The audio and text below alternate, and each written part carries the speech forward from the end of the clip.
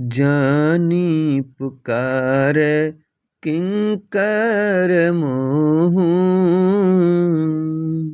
सब मिली करहूँ छड़ी चल छोहूँ। निजी बुद्धि बल भरोसे मोहि नाही, ताते विनय करहूँ सब पाही। मुझको अपना दास जानकर कृपा की खान आप सब लोग मिलकर छल छोड़कर कृपा कीजिए। मुझे अपने बुद्धि बल का भरोसा नहीं है, इसलिए मैं सबसे विनती करता हूँ। करन चाहूँ रघुपति गुण गाहा, लघुपति मोरे चरति अवभागा। करन चाहूँ रघुपति गुण गाहा,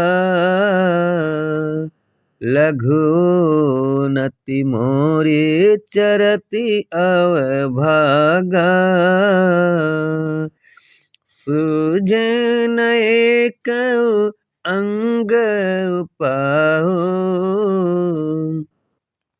मन मति रंक मनोरथ राहो। श्री रघुनाथ जी के गुणों का वर्णन करना चाहता हूँ, परंतु मेरी बुद्धि छोटी है और श्री राम जी का चरित्र अथाह है। इसके लिए मुझे उपाय का एक भी अंग अर्थात कुछ लेस मात्र भी उपाय नहीं सूझता। मेरे मन और बुद्धि कंगाल है, किंतु मनोरथ राजा है।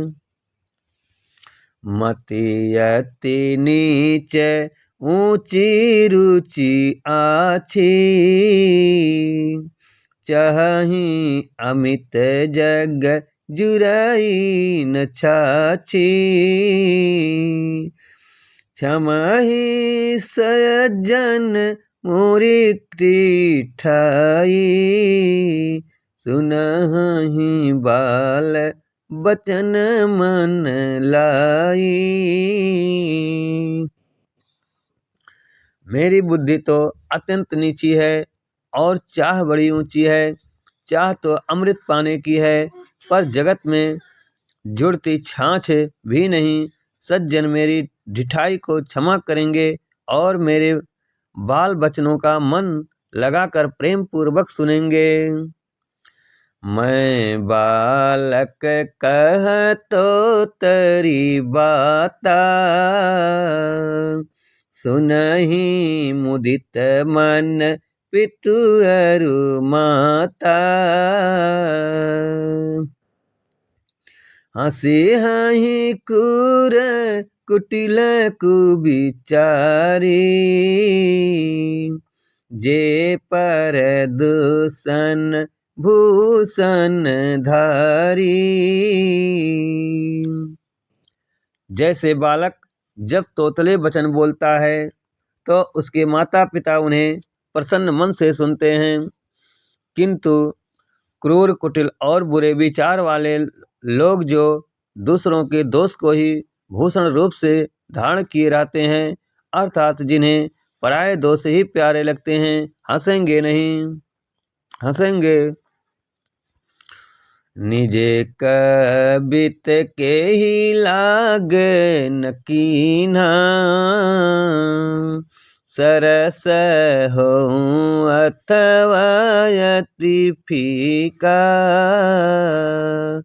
जे पर विनित सुनति हर साही,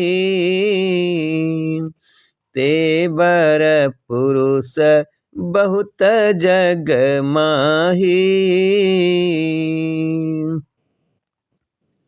रसीली हो या अत्यंत फीकी, अपनी कविता किसे अच्छी नहीं लगती, किंतु जो दूसरों की रचना को सुनकर हर्षित होते हैं, ऐसे उत्तम पुरुष जगत में बहुत नहीं हैं। जग बहु नर सर सरी सम भाई, जे निज बाढ़ी बढ़ही जल पाई। सज्जन सुकृत सिंधु सम कोई, देखी पूर विधि बाढ़ई सोई। हे भाई, जगत में तालाबों और नदियों के समान मनुष्य ही अधिक हैं, जो जल पाकर अपनी ही बाढ़ से बढ़ते हैं, अर्थात अपनी ही उन्नति से प्रसन्न होते हैं। समुद्र सा तो कोई एक बिरला ही सज्जन होता है, जो चंद्रमा को पूर्ण देखकर दूसरों का उत्कर्ष देखकर उमड़ पड़ता है। भाग छोट अभिलाष बड़, करहूँ एक विश्वास। पेहहि सुख सुनि सज्जन सब, खाली करिहूँ उपहास।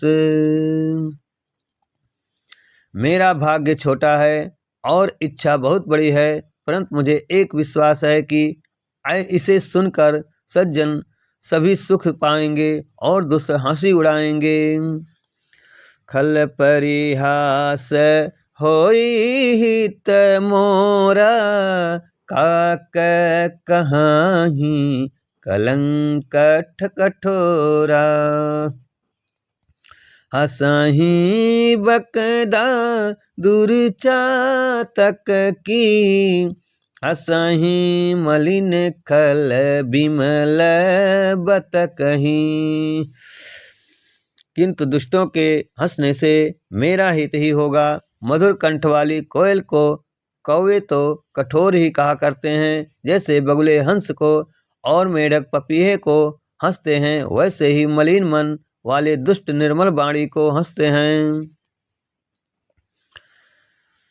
कवित रसिक नाम पद नेहु, तिन कह सुखद हास रस एहु।